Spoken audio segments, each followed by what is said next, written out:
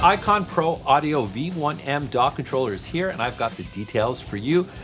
Most of the time when I'm here in my studio, I've got one of these in my hand, so it's great to have a lot of functionality right on the desk. Just makes my life easier. Now, I don't know what you're doing with your hands in your studio, but if it may require a DAW controller, well, it might be worth checking out the V1-M. Why don't you join me?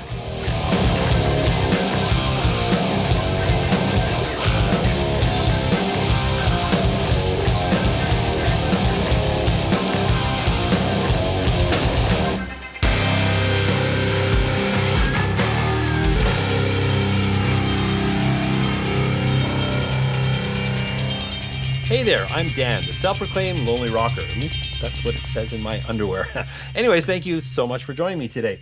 I'm excited. Can you tell? We've got the V1-M from Icon Pro Audio. Now, full disclosure, these controllers have been provided by Icon Pro Audio, but I'm not being paid for this review. You guys want the details. I want to make the videos. These relationships happen. Take that for what it's worth, but opinions are always my own. Now, also, I must mention is that a DAW controller is very specific to your DAW, so my apologies if I don't talk about your specific DAW. I couldn't possibly learn every single DAW out there, but fear not, my offer to you is if you have a DAW-related question that I can't answer, please don't hesitate to put that into the comment section. I do have a direct link with Icon, so I plan to gather up all of the relevant questions and I will send them to Icon, and perhaps I could do a follow-up video addressing some of your questions, so leave them in the comment section. And lastly, if you're getting into a DAW controller for the first time, I actually did a whole video about managing your expectations. I think that's really important. I'll put a link up here somewhere, definitely down in the description, and I recommend you check that out before you jump into buying your own DAW controller. But today, we're here to talk about the V1-M, so let's get into the details. Hey, it's me interrupting myself a couple of days in the future. I had the video done and uploaded to YouTube. It's actually late right now. I was going to drop it first thing in the morning. And as I do, I continue to play with these controllers. I do actually use these things. And I discovered a feature that I completely slept on. In fact, it relates to something I kind of criticized a little bit. It's a big question about DAW controllers is how well can they control plugins? Yes, plugins. Icon has actually done something really, really interesting, and I completely missed it. So I want to make sure that you don't miss it. I'm going to interrupt myself again a little later in the video, so make sure you stick around to check out the new feature and how the V1-M manipulates plugins. Don't miss it. All right, back to the old me. The V1-M is an 8-channel DAW Control Surface with 8 motorized touch-sensitive track faders and a 9th dedicated master fader. The system can be expanded up to 64 channels with the addition of the 8-channel V1X extenders. I plan on doing a separate video on the extender, so make sure you're subscribed and ring that bell to be notified when that video comes out. New to the V1-M is the customizable touchscreen that replaces the physical buttons in the assignment section. This is fully customizable with 5 color-coded layers of function buttons. This new system alleviates the need for overlays and makes customizing your DAW controller easier than ever, regardless of what supported DAW you are using.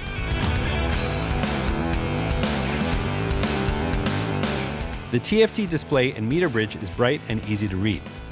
The screens offer more information than the previous character-limited screens. The meters are bright and responsive. The V1-M can be configured for 3 DAWs at once, and you can switch between them on the fly right from the controller. I work alone and often have a guitar in my hand, so I appreciate the easy access to key functions while recording. I can manipulate other gear in my studio and navigate through my project right from the desk.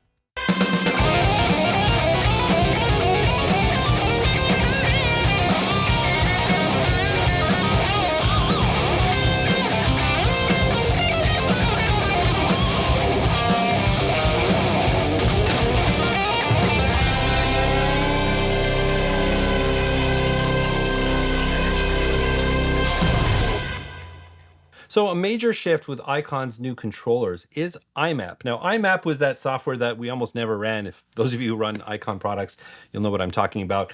You were able to sort of remap your assignment section with that thing, but I'll be honest, I almost never opened that thing. I think just when I was doing firmware updates, but it wasn't a very good piece of software. But for this controller to connect properly to the DAW, we have to go through a protocol, and it's Mackie, and I talk about that in that expectations video. But it's something really important to understand is that for this device to communicate with our DAWs, there needs to be a universal standard for it to communicate, and that's the Mackie protocol, Huey's for Pro Tools. That's really a language that connects the functionality of a physical device to the software functionality in the DAW.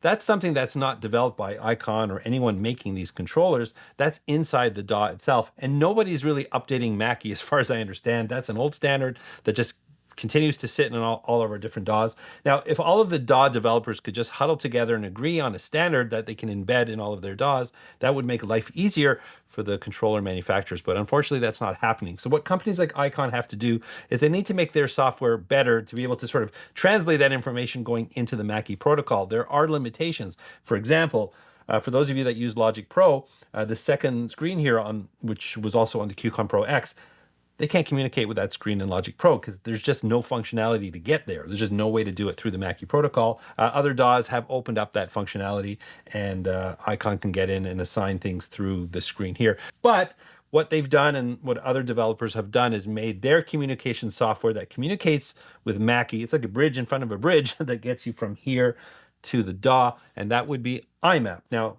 iMap is now something that has to run. You turn on your controllers, then you turn on iMap, and then you can choose the DAW that you want to use. Now, you can actually map 3 different DAWs, and there's 3 physical buttons here on the controller, 1, 2, and 3. So if you're running multiple DAWs, you can pre-program the 3 different DAWs and you can switch them on the fly as long as you have iMap running in the background. Also, this section here, the assignment section, which before were physical buttons, and if you remember on the QCon Pro G2, for example, we had those lovely overlays, and after a while those corners started to roll up. I hated that. The Pro X had that app panel that you could screw in, which was definitely an improvement, but if you're using multiple DAWs, that became a bit of a problem. So now we've got a wonderful touchscreen. Now, number one, you've got layers here, so you have a lot more functions that you can program into the assignment section with these nice colored layers here. So a lot more buttons and functionality that you can have at the touch of a button right here. And you can edit those functions through iMap. It's really simple, drag and drop. So you can reconfigure this any way you want. That's all going to be saved in the iMap software. You can save your default, so every time you load it up, everything will be set up and ready to go. You just have to remember that iMap software has to be running in the background, and there's a sequence of events that have to happen. You turn on your controllers, you turn on iMap, and then you can load your DAW. But this section right here is just greatly improved. And I find in the couple weeks since I've actually had this device, I'm using it more.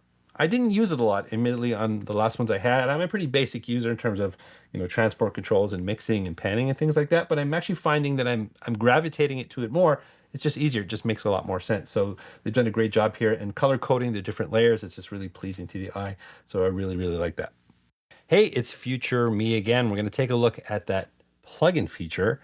I was all set up to do another video and I can't actually show it to you. Well, at least I can't show you the product that's under here, but I thought I'd bust out the old QCon Pro pillow. Have you ever seen this before? I actually did a video about this. Pretty cool. Anyways, plugins. Yes, that's something that I've never been a big fan about in terms of how the DAW controller manipulates plugins. I've always found it very cumbersome. In fact, here's a little sampling of what I said in the section that I've actually had to cut out. I actually don't think this is the best way to manipulate most plugins. It's not a knock against this device. Any device that conforms to this standard is going to have a hard time shape-shifting itself to conform to a plugin that was designed sort of without any consideration for a physical device. But it turns out I was completely wrong because there's a new feature here that I completely missed, and I'm glad I caught it before it was too late. It's called Focus. This is how it works. We just could open your favorite plugin. I'll just pick, let's say, Channel EQ here in Logic. All you have to do is hover over any feature, push Focus, and then suddenly the jog shuttle wheel can manipulate your plugins. All you got to do is hover over them. And we can change the Q. We can push it up and down. Now, there's a little quirky thing going on here. I don't know if it's Logic or if it's a setup thing. I just discovered this and I wanted to share it with you. It seems to be operating a bit backwards. Now, there are some quirky things with Logic, and it's because Apple just doesn't open up all of their features. I know iCon has troubles getting all of the features from Apple. There's other features in other DAWs that are beautiful. Like, for example, the screens here, they're all color-coded. Apple is not providing that information, so that's unfortunately a limitation in Logic and not with the controller. I don't know if this is one of those things or it's a setup thing. I'll dig into that, and perhaps we'll do an update. But I'm really thrilled about this because look at this. We can just change the frequency here. Super cool. Let's open up a different style of plugin. Here's a channel strip. This is one of my favorite ones, VCS1 from Fuse Audio Labs. Just hover over any function here. Look at that. Okay, ignore that it's a little bit backwards here, but you can really hover over everything here. If you're the kind of mixer who wants to just kick back and just listen and just turn dials, all you have to do is put your mouse over that function. Now, what about sliders? Let's open up a plugin here that's got sliders. I've got, okay, another channel strip here. This the BX Console N, you got a fader in here. Yeah, super smooth, look at that. And to think that I almost slept on this feature. Wow. This is great. I'm so glad I caught that because this video would have been out of date pretty quickly. Anyways, focus feature. I'm curious, if you do get your hands on this controller and you're using a different DAW, I would love to know your experience about that. I will check with iCon to see if there's something going on here with Logic. There's a couple quirky things with Logic. I don't want to give you the impression it's like everything. I'm really enjoying the experience working in Logic. Just a couple of minor things in Logic. Everything else is working super smooth. Well, anyways, let's get back to the older me. Hey, if you're enjoying this video, a simple gesture like clicking the like button goes a long way to helping this channel, helps more people see this, and I really appreciate that. If you want more information about me and my affiliate links, my Patreon, it's in the description. Nothing expected. Every little bit is appreciated. Now, back to the video. If you're planning on upgrading to a V1-M from one of iCon's previous full-size controllers, I'll give you an idea of the size differences between the G2 Pro X and the V1-M. If you're upgrading from a Platform M, well, you may need a new desk. The V1-M is 19.09 inches wide, 15.14 inches deep, and 7 inches tall. It is a couple of inches shorter than the Pro X, but it's actually a little bit wider, but not by much. And the top of the meter bridge is a touch shorter. By comparison, the V1-M is almost as deep as the G2, but you need to account for the slope of the V1-M's meter bridge. The G2 is about an inch wider than the VM1, but the meter bridge makes the V1-M considerably taller than the G2. This just gives you a rough idea of what to expect. If you're newer to DAW controllers, it's important to know that you can mix any size project with a single DAW controller. Now, these are motorized faders and they're touch sensitive. It is a feature in the DAW that you have to activate. I know that you have to do that in Logic Pro, but when you touch a fader here, it activates in your project, and vice versa. If you touch a track in the project, it will activate somewhere here on your controller. What that means is that this controller can see your entire project. Now, imagine those big studios with that big expansive SSL console, and you see that engineer sort of swinging left and right on his chair. Well, you can kind of do that with the bank buttons. You can bank in tracks of 8 or single tracks. So this is basically sliding through your project. So you can tackle as big a project as you have. You've got 8 tracks at a time, and these motorized faders are going to follow along. And the fact that they're touch sensitive gives you direct access to the tracks that you're looking for, and vice versa. So it's a really, really great feature. Adding extenders is just going to give you more information at once. Obviously, more faders on the desk, plus the meter bridge here with all the audio levels. You're just going to get more information coming at you at one time. If you got the real estate, it's a great feature to have. But rest assured, you can mix an entire project, big or small, with a single controller. One thing iCon is known for is the build quality of their DAW controllers, typically with solid metal and aluminum chassis, and the V1-M is no exception. The sides are hard molded plastic, and there are magnetic inserts for connectors that neatly align the controller and extenders. The new jog shuttle wheel is a joy. It is super smooth and has nice weight, delivering better precision. The buttons that cascade around it give you easy access to track navigation and zoom functions, plus full transport controls, additional navigation functions, and dedicated write mode buttons. Speaking of the buttons, they are a sturdy rubber that are very comfortable to the touch. The black on black color scheme is elegant, and the backlighting on the buttons makes them easy to see in different lighting conditions. On each track, you have a track arm, solo, mute, and select buttons. The dual function encoder knobs are reminiscent of iCon's previous controllers. They are sturdy and have a good resistance when you turn them. Working our way back down the controller, we have 100mm faders with 12-bit resolution. These seem smoother than on iCon's previous controllers, and the beveled edges on the faders are a nice touch. The touchscreen in the assignment section feels very sturdy, and the color coding makes it easy to navigate through the different layers of programmable buttons. The displays in the meter bridge are bright and offer more information than previous controllers, and the LED VU meters are bright and responsive. The only minor concern I have with the build quality of these controllers is the material they use on the face of the meter bridge. It's a thin plastic and doesn't feel as durable as other parts of the controller. Thankfully, there should be no wear and tear issues as you have no reason to touch them, but it is something I would be mindful of. But overall, this controller is well built and beautifully designed, and I really like how it complements my studio. I know a lot of you are going to want to know about connectivity, and unfortunately that's not something I can dive in too deeply, because if I'm not talking to you about your DAW, you're not necessarily going to get the information that you were looking for. But I do encourage you to throw those questions into the comments, and I will forward them to iCon if you're just not getting the answers directly from iCon yourself. Happy to do that for you. But my experience with Logic Pro has been pretty seamless. Now, I will say this is more of a pro device as opposed to simple plug and play devices. It's kind of plug and play, but there is some setup required here. Understanding the Mackie protocol. As long as you follow the steps, there is literature that comes with the device, and I highly recommend you read through that before you set it up. But I know sometimes there's frustration that comes with these devices. I field a lot of comments on my different videos, and sometimes people just don't understand the setups. They don't know how to get into the Mackie protocol. Sometimes there could be conflicts, with your MIDI setup.